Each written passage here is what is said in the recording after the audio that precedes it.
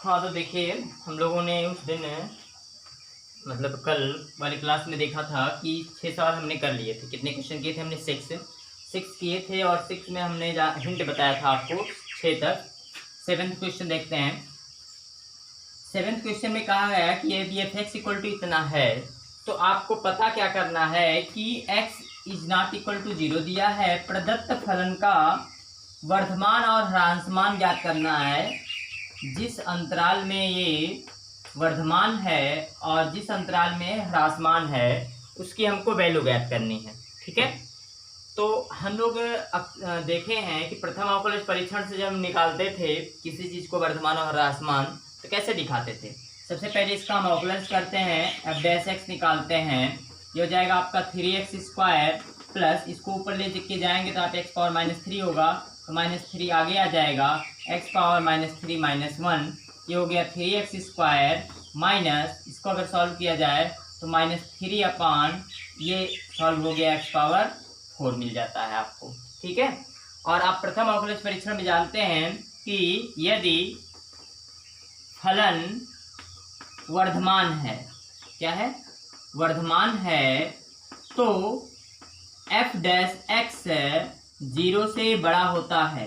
प्रथम अवकलज द्वितीय अवकलज में थोड़ा सा अंतर है, जान लीजिएगा कि एफ डैश एक्स उसमें हम 0 के बराबर रखते हैं, डबल डैश एक्स निकालते हैं वो 0 से छोटा आता है तब उच्चतम होता है। उच्चतम निम्नतम में वो प्रक्रिया कर सकते हैं आप। तो इसमें देखिए क्या करते हैं, एफ डैश एक्स 0 से बड़ा है तो इसको अगर हम 0 से बड़ा कर दें तो 3x² minus 3 upon x power 4 is greater than 0। और इसको अगर सॉल्व किया जाए तो 3 कॉमन ले लें, इसका अपान ऑन करके सॉल्व करें तो x पावर 6 माइनस 1 अपान कितने के आपका x power 4 is greater than 0। इसको सॉल्व किया जाए तो आगे हो जाएगा 3 अपान एक्स पावर 4 इंटू कितना आपका x power 6 minus 1 is greater than 0। ठीक है, या इसको ऐसे भी कर सकते थे हम, डायरेक्ट ट्रांसपोजिंग कर देते हैं यहीं से। अगर पक्षांतर करते हैं तो क्या मिलेगा आपको, 3x² ये ग्रेटर देन है कितने से आपका 3/x पावर 4 से। इसको क्रॉस मल्टीप्लाई कर दीजिए तो x पावर 6 है इज ग्रेटर देन कितना मिल जाएगा आपको बताइए, 1 के। x पावर 6 बड़ा है 1 से तो x बड़ा होगा कितने से बताइए, x बड़ा होगा 1 से, अर्थात 1 से बड़ी की वैल्यू के लिए यानी 1 से लेकर के कहाँ तक आपका अनंत तक के लिए ये फलन आपका वर्धमान होगा। क्या होगा, ये फलन वर्धमान होगा। और इससे छोटी वैल्यू के लिए आपका ये अगली वैल्यू, आप जब इसको क्या करेंगे, आप 0 से छोटा दिखाएंगे तो ये आप यहाँ देखेंगे लेस देन 0 आएगा, यानी 1 से छोटी वैल्यू के लिए यानी माइनस अनंत से लेकर के 1 तक के लिए। देखो यहीं जहाँ हम ग्रेटर देन लगाए हैं यहाँ क्या लगा देंगे, लेस देन लगा देंगे, यहाँ लेस मिल जाएगा, x इज लेस देन कितना आपका 1। तो 1 से छोटी वैल्यू मतलब कहाँ शुरू होती है, माइनस अनंत से लेकर के 1 तक। इस फलन में क्या हो जाएगा, ये ह्रासमान हो जाएगा। ठीक है, तो अंतराल ज्ञात करने का यही तरीका है। हम क्या करते हैं, अवकलन करते हैं, अवकलन को 0 से बड़ा करेंगे वर्धमान के लिए, 0 से छोटा करेंगे किसके लिए, ह्रासमान के लिए। जो x की वैल्यू आएगी उसी को हम अंतराल विधि से लिख देते हैं। ठीक है, आपको बताया गया है ये एक प्रकार का सेट है और सेट को लिखने की 3 विधियां होती हैं। बताया गया ना 11 में, कौन कौन विधि बताई गई है आपको, बताइए कौन कौन विधि है। कि एक आपका क्या होता है, एक होता आपका होता है सेट बिल्डर मेथड, समझ रहे हैं ना, सेट बिल्डर मेथड होता है, और एक आपका होता है रोस्टर मेथड, और एक होता है आपका अंतराल विधि। ये अंतराल विधि से आपने देखा, मिटा दे रहे हैं। अगला क्वेश्चन देखते हैं, 8वां क्वेश्चन। हिंट बताएंगे, अब आपको पूरा सॉल्व कराएंगे, हमने सॉल्व करा दिया। इसके पहले वाला जो हमने सॉल्व बताया था 6 वाला, उसमें द्वितीय अवकलज परीक्षण गए हैं, प्रथम से ही लगाइएगा, फर्स्ट लगाइएगा आसानी से आ जाएगा। क्वेश्चन नंबर 8 क्या कह रहा है, देखिए हम चित्र बनाएंगे, थोड़ा सा हिंट देंगे आपको। दीर्घवृत्त x² plus x²/a² plus y²/b² is equal to 1 के अंतर्गत एक समद्विबाहु त्रिभुज का क्षेत्रफल ज्ञात कीजिए। कैसे त्रिभुज का, समद्विबाहु त्रिभुज का जिसका शीर्ष दीर्घाक्ष का एक सिरा है। यह आपका दीर्घाक्ष है, ठीक। अब ये दीर्घवृत्त है, इसका दीर्घाक्ष ये बना दिया हमने। प्रश्न में कहा क्या है कि इसका जो आप इसके अंतर्गत क्या बनाएंगे, मान लीजिए ये आपका ए डैश ये दीर्घाक्ष है। इसके अंतर्गत एक आपका जो त्रिभुज बन रहा है, इसको हम दोनों अक्ष का बना देते हैं। ये एक्स अक्ष पे मान लेते हैं और ये एक्स डैश और ये आपका वाई और ये वाई डैश। समझ पा रहे हैं?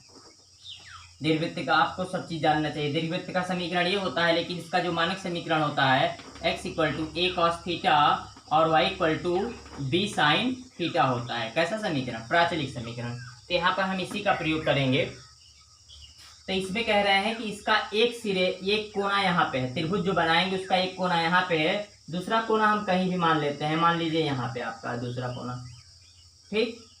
तो आप देख सकते हैं कि इसका हमें क्या निकालना है, इस त्रिभुज का एरिया निकालना है। ये बी मान लेते हैं, ये सी मान लेते हैं, ये डी मान लेते हैं। अब आपको अगर इस त्रिभुज का क्षेत्रफल निकालना है, त्रिभुज एबीसी का, तो आपको क्या क्या चाहिए? आधार चाहिए और ऊंचाई चाहिए। दोनों चीज चाहिए ना। क्या क्या? आधार और ऊंचाई। ये ऊंचाई आपकी एडी है। तो सबसे पहले हमको जरूरत है कि ये अगर यहाँ से यहाँ तक दूरी पता हो, ये दूरी पता हो, तो पूरा हमको पता चल जाएगा। तो हमने बताया कि जो ये चीज होती है आपकी क्या,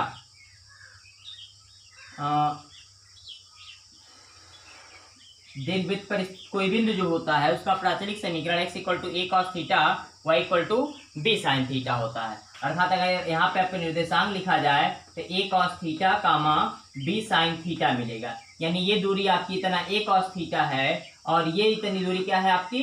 बी साइन थीटा। ये बी साइन थीटा इधर है, इधर भी आपकी कितनी होगी? बी साइन थीटा होगी, क्योंकि लंबवत खींचा गया है। अब आगे देखते हैं कि हमको ये दूरी निकालनी है। तो आप जानते हैं यहाँ से यहाँ तक की दूरी होती है आपकी ए। ये दूरी कितनी होती है? ए अर्ध दीर्घाक्ष है। तो ए में से इतना निकल जाएगा। इतना का मतलब ये आपका ए कॉस थीटा।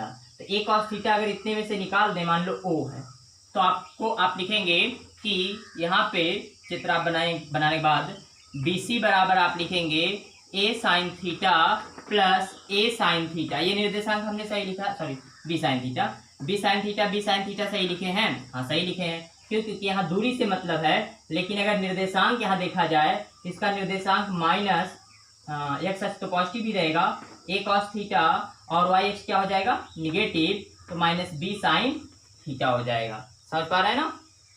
तो ये हो गया आपका डीसी। इतना पता चल गया, ये पता चल गया। अब बीसी हमने निकाल दिया कितना? 2d sine theta. और अगर हम एडी निकालें तो एडी बराबर होगा ओए माइनस ओडी। ओए में से ओडी घटा दें। ओए कितना है आपका? ओए मतलब ए है ना? ओए वाला ओए नहीं है। ओडी कितना है आपका? ओडी आपकी देखिए यहाँ से यहाँ तक की दूरी, इसके अकॉर्डिंग हम लिख दें ए कॉस थीटा। तो आपको ये एडी मिल गया और ये बी सी मिल गया। ठीक। अब आपको त्रिभुज का क्षेत्रफल निकालना है। तो त्रिभुज का क्षेत्रफल होता है, त्रिभुज का क्षेत्रफल एरिया ए बराबर 1/2 आधार, आधार मतलब BC और गुणे AD। BC का मान हमने यहाँ निकाल दिया है, AD का मान हमने यहाँ निकाल दिया है। दोनों वैल्यू यहाँ रखिएगा। फिर जो भी करना है, क्या करना है आपको? अवकलन करना। DA/D थीटा करिएगा, उसको शून्य के बराबर करिएगा। इससे किसकी वैल्यू मिलेगी? थीटा की वैल्यू मिलेगी। फिर D2A/D थीटा 2 करिएगा, उसमें थीटा की वैल्यू रख के देखिएगा। जिसके लिए निगेटिव आएगा उसके लिए फलन उच्चतम होगा, और जो थीटा का मान रखने पे निगेटिव आए उसी को आप यहाँ पे रख दीजिएगा, तो महत्तम क्षेत्रफल आपको मिल जाएगा। समझ आया ना? तो इतनी प्रक्रिया आपको करनी है 8वें सवाल में। हाँ चलिए 9वें सवाल की ओर बढ़ते हैं। एक आधार व आयताकार दीवार कह रहे हैं 2 मीटर गहरी है और 8 घन मीटर आयतन की एक बिना ढक्कन की टंकी का निर्माण करना है। ठीक है। और आगे क्या कह रहे हैं इसमें? ट्यूशन पढ़ लीजिए जरा आप लोग, फिर बताते हैं। ट्यूशन पढ़िए।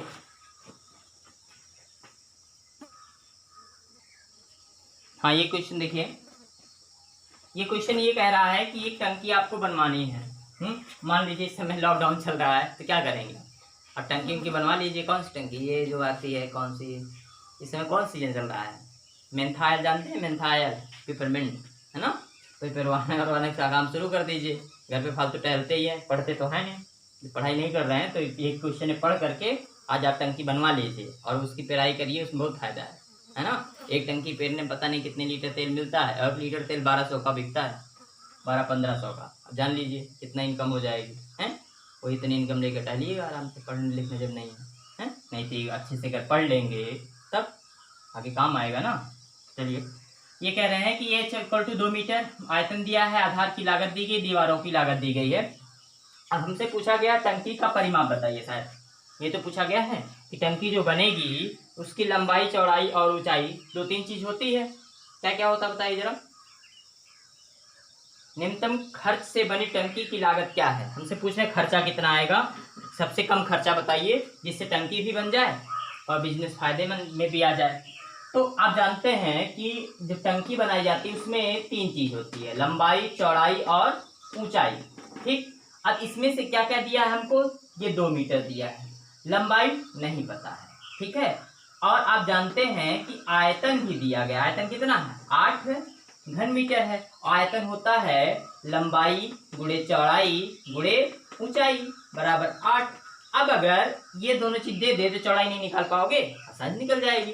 चौड़ाई कितनी हो जाएगी बताइए? चौड़ाई हो जाएगी आपकी 8 बटे लंबाई गुणे ऊंचाई, लंबाई मतलब x और ऊंचाई मतलब 2, यानी 4 बटे x। ये क्या आ गया? चौड़ाई आ गई। तो अब हमको लंबाई, चौड़ाई, ऊंचाई सब पता है, ठीक है। और किसका अधिकतम न्यूनतम मान निकालना है? लागत कम आए। क्या कम आए? लागत। तो हम पहले लागत लिखते हैं, स्पेंड, है ना, लागत निकालते हैं। अब ये कह रहे हैं लागत जो है आधार में, आधार की लागत जो है, लागत, आधार की लागत 70 रुपए प्रति वर्ग मीटर, यानी 1 वर्ग मीटर का 70 रुपया। अब बताइए आधार कैसा होगा? आधार में ये x रहेगा और 4 बटे x रहेगा, यही तो आएगा। तो आधार का क्षेत्रफल, आधार का क्षेत्रफल गुणे कितना? 70 रुपया, क्योंकि जितना क्षेत्रफल होगा उसमें हम 70 से गुणा करेंगे तो आधार की लागत मिल गई। अब चारों दीवारों की लागत, है ना। अब आप जानते हैं कि चारों दीवारों का जो क्षेत्रफल होता है वो क्या होता है? 2 इंटू, देखो पूरा क्षेत्रफल होता है LB, BH और HL। ये फर्श और छत मिला के होता है सब कुछ, लेकिन यहाँ पे हम फर्श अलग कर दिए हैं और टंकी ऊपर से खुली है, इसलिए ये लंबाई गुणे चौड़ाई आपकी इसमें से हट जाएगी। तो आपको क्या मिलेगा?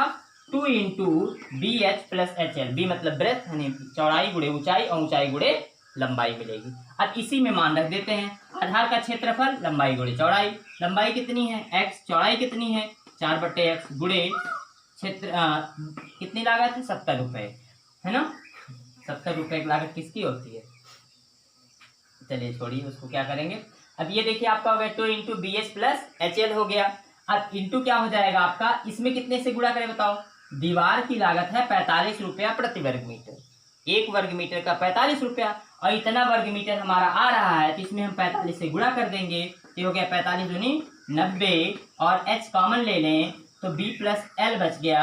B मतलब ब्रेथ यानी 4 बटे x, और L का मतलब लेंथ, लेंथ मतलब x।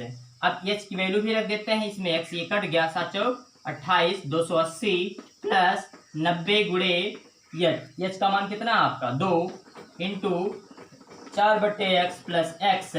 अब इसी का आपको क्या करना है? ds बटे dx निकालना है और इसको शून्य के बराबर करना है। फिर वही काम जो पहले वाले करते थे, इसको शून्य के बराबर करेंगे, इससे x की वैल्यू निकलेगी, उस वैल्यू को दोबारा अवकलन करके उसमें रखेंगे।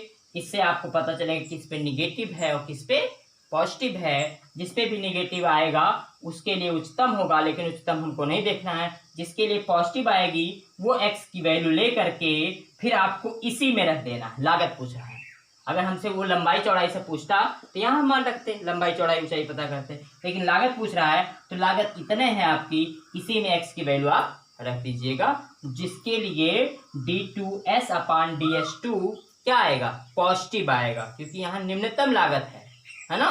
अब इसे मत कर दीजिए उच्चतम लागत में है तो बिजनेस आपका फेल। लागत उच्चतम लगाइए और फायदा क्या हो जाएगा? निम्नतम। समझ आया कि नहीं? कौन सा क्वेश्चन था शायद 9वां? तो पहला काम यही करते हैं, हमने बताया था कि आपको उच्चतम निम्नतम के जितने भी सवाल होते हैं सबसे पहले उसमें हमको ढूंढना रहता है कि किसका अधिकतम न्यूनतम मान निकालना है। तो यहाँ पे कह रहे हैं लागत निम्नतम हो, तो लागत को हमने लिख लिया पहले, ठीक। अब लागत में हम देख रहे थे कि आधार का क्षेत्रफल आ रहा था और ये आपका दीवारों का क्षेत्रफल आ रहा था, तो आधार का क्षेत्रफल क्या होता है, लंबाई गुणे चौड़ाई होती है। जब तक तीनों चीज़ें नहीं पता रहेंगी तब तक हम कुछ नहीं कर सकते, इसलिए हमने सबसे पहले ही निकाल लिया लंबाई, चौड़ाई और ऊंचाई। ऊंचाई आपको दी गई थी, लंबाई हमने मान लिया, चौड़ाई निकल आई। कहाँ से निकल आई, क्योंकि आयतन भी दिया था आपको, है ना। हमने बताया था कि जिसका उच्चतम न्यूनतम मान निकालना होगा उसको एक चर में व्यक्त करना होगा। देखो इसमें एक्स के अलावा और कोई चर आया है, नहीं आया ना, इसका मतलब हम इसको एक चर में व्यक्त करते हैं। किसको, जिसका उच्चतम निम्नतम मान निकालना हो। प्रश्न पूरा पढ़ डालिए, बस एक चीज ढूंढिए कि किसका उच्चतम निम्नतम कह रहा है। यहाँ किसका कह रहा था, लागत का। लागत कैसे मिलेगी, आधार का क्षेत्रफल में 70 से गुणा करने पर और दीवारों क्षेत्रफल में 45 से गुणा करने पर। क्यों, क्योंकि कह रहा है कि आधार की लागत जो है 70 वर्ग मीटर और इसकी इतनी है। ठीक है, नोट करिए इसको। एक जादू देखिए मिट गया सब ना, है नया क्वेश्चन भी आ गया आपका। जादू हम जानते हैं, जो वाला आप लोग भी जानते हैं। अगला क्वेश्चन देखिए, 10वां क्वेश्चन क्या कह रहा है, वृत्त का परिमाप और वर्ग का परिमाप दोनों दिया है, दोनों का योगफल के बराबर है। वृत्त का परिमाप और किसका परिमाप, दोनों का क्षेत्रफल, परिमाप का योगफल के है और क्षेत्रफलों के योग के अधिकतम मान के लिए, ये तो कह रहा है। हाँ, क्षेत्रफल का योग निम्नतम है, निम्नतम पूछ रहा है, क्षेत्रफल का योग। अब इसी का उच्चतम निम्नतम मान निकालना है हमको, उच्चतम नहीं निकालना कि निम्नतम निकालना है। तो निम्नतम के लिए पहले आप जानते हैं दोनों का योग, यानी किसका क्षेत्रफल, वर्ग का क्षेत्रफल और प्लस किसका क्षेत्रफल, बताइए, अरे वही वृत्त का क्षेत्रफल, वृत्त का क्षेत्रफल दोनों का। अब आप फार्मूला लिख दीजिए, वर्ग का क्षेत्रफल होता है भुजा स्क्वायर, तो भुजा अगर एक्स मान लें, वर्ग की भुजा यहाँ लिख दीजिएगा, माना वर्ग की भुजा कितनी है, एक्स है, और वृत्त की त्रिज्या कितनी मान लें हम, आर मान लें। क्यों ये मानना पड़ा, क्योंकि क्षेत्रफल में हमको, आप जानते हैं इसमें भुजा की स्क्वायर होता है, इसमें पाई आर स्क्वायर होता है। अब यहाँ दो चर राशियाँ आ गई, एक्स स्क्वायर और आर स्क्वायर, दोनों को हमको एक में व्यक्त करना है, इसके लिए ये चीज़ दी गई है। यहाँ से अगर रखेंगे तो वृत्त का क्षेत्रफल होता है, परिमाप 2 पाई आर, परिमाप माने वही परिधि 2 पाई आर, और वर्ग का क्षेत्रफल होता है 4 गुणे भुजा, है, बहुत लोग ऐसे लिखेंगे, कहेंगे भुजा। अब भुजा क्या होता है, भुजा लिखा करिए, भुजा चबाया जाता है, जानते ही नहीं, भुजा कितने लोग चबाए हैं। तो 4 गुणे भुजा, और भुजा मतलब हमने कितना माना था, x माना था। तो अब आप चाहे r को x के रूप में व्यक्त कर लीजिए या x को r के रूप में व्यक्त कर लीजिए, यहाँ रख दीजिएगा। जैसे मान लो हम r की वैल्यू निकालते हैं, तो k माइनस 4x है, और अपान कितने क्या हो जाएगा, ये 2 पाई। ये किसकी वैल्यू आ गई, r की। x की निकालने ज़्यादा, लेकिन वर्ग दोनों में है, हमने सोचा कि वर्ग ना होता तो आसान था, है, वर्ग दोनों करना पड़ेगा। तो ये हो गया x square plus pi into R की वैल्यू रख दीजिए, के माइनस 4x अपान 2 पाई का होल स्क्वायर। अब इसी का किसके सापेक्ष अवकलन करिए, D A by D x कर लीजिए। ठीक है, समझ पाएगी नहीं समझाए, हाँ, तो इस तरह आप कर सकते हैं। अब अवकलन कर लेंगे x के सापेक्ष, उसको 0 बराबर करेंगे, फिर x की वैल्यू मिलेगी, फिर दोबारा अवकलन करेंगे, उसमें रख देंगे। इससे हमको पता चलेगा किस पे निगेटिव है, किस पे पॉजिटिव है। कौन लेना है, नेगेटिव वाला कि पॉजिटिव वाला, पॉजिटिव वाला। क्यों, क्योंकि यहाँ न्यूनतम मान निकालना है, अगर उच्चतम निकालना होता तब क्या करते, तब हम पॉजिटिव वाली वैल्यू ना लेकर नेगेटिव वाली लेते। ठीक है, तो वो आपका जो आएगा, हमको क्या पूछा था, हमको सिद्ध करना है कि त्रिज्या शायद उसके कुछ 2 गुनी होगी, यानी r और x में रिलेशन निकालना है, r और x में रिलेशन निकालना। तो इसी जब 0 बराबर करेंगे तो आप देखेंगे r और x में एक रिलेशन आ जाएगा, यहीं से प्रूव हो जाएगा। लेकिन न्यूनतम दिखाना है, इसलिए दोबारा अवकलन करना पड़ेगा। ठीक है, नोट करिए, इसको भी जादू से मिटा देते हैं। ये क्वेश्चन देख रहे हैं, क्या है देखिए, जिसमें कह रहे हैं कि एक खिड़की है, इस तरह बनी हुई है, आयताकार है, ऊपर से ये अर्धवृत्त बना हुआ है, हाँ, अर्धवृत्त के आकार की है। अब ये कह रहे हैं प्रकाश अधिकतम आए, क्या अधिकतम आए, प्रकाश। तो इसके लिए इसकी बीमा बताइए, बीमा मतलब लंबाई चौड़ाई ऊंचाई, ऊंचाई तो है नहीं इसमें क्योंकि ये त्रिविमीयाकृत नहीं है। तो आप ये देख रहे हैं, ये मेहराब इसको कहा जाता है। तो अगर हमको इसका एक चीज़ और दिया गया है, पूरा परिमाप दिया गया है, परिमाप कितना दिया है, 10, परिमाप कितना दिया है, 10। अब इस परिमाप में देखें तो ये इतना है, ये इतना है, ये इतना है और ये इतना है। ठीक, अगर आपसे पूछे ये कितना है तो आप बताएंगे y, ये कितना है, ये 2x, और ये कितना है y। लेकिन समस्या है किसकी, इसकी। ये कितना होगा आपका, अगर देखें तो ये अर्धवृत्त तो है और जिसका व्यास कितना है, ये 2x है। जिसका व्यास कितना है, 2x है, तो त्रिज्या कितनी हो जाएगी, x, यानी ये दूरी आपकी x हो जाएगी, होगी ना, ये x हो गई। अब इसके अंतर्गत अगर देखा जाए तो ये अर्धवृत्त का परिधि है और पूरे वृत्त की परिधि होती है 2πr, तो आधे वृत्त की परिधि होगी 1/2 2πr, यानी सीधे सीधे हम कह सकते हैं πr। कितनी होगी, r, और r की वैल्यू कितनी है आपकी देख सकते हैं, r की वैल्यू है x, तो ये हो गया 10। अब देखो इसमें दो चीज आया x और y, तो ये हो गया 2y plus 2x plus πx बराबर 10। y का मान निकाल देते हैं, 10 माइनस, समझ पाए, अब समझ पाए चाहे ना समझ पाए, हमारा क्या काम है समझाना। हाँ, हमारा काम तो है ही समझाना, लेकिन आपका भी तो कोई काम है। क्या काम है आपका, समझना। इधर उधर देखने लग जाते हैं, जब पढ़ाई करें पढ़ाई न करें, पढ़ाई ही करिए, इधर उधर ना देखिए। और जब इधर उधर देखिए तो पढ़ाई ना करिए। तो हमने y की वैल्यू निकाल ली, ठीक है, इसको एक फॉर्म में हमने कन्वर्ट कर लिया x के रूप में। अब जिसका अधिकतम मान निकालना है, किसका, प्रकाश अधिकतम आए, प्रकाश कब ज्यादा आएगा, जब इसका क्षेत्रफल ज्यादा होगा। और इसके क्षेत्रफल में दो क्षेत्रफल इंक्लूड है, एक इसका क्षेत्रफल और एक इसका क्षेत्रफल। इसका क्षेत्रफल क्या है, लंबाई गुणे चौड़ाई, यानी 2x गुणे y, ठीक, प्लस इसका क्षेत्रफल अर्धवृत्त का क्षेत्रफल ½ πr², और r की जगह क्या मान सकते हैं आप, x²। अब यहाँ से y की वैल्यू रख दीजिए, बाकी पहले वाला काम कर दीजिए, ठीक है। तो फिलहाल आज 11 तक आपको हम बता दिए हैं, इसके आगे जितने भी कर पाइएगा 18 तक के लगभग आप कर सकते हैं, करिएगा, जो नहीं आएगा फिर पूछिएगा।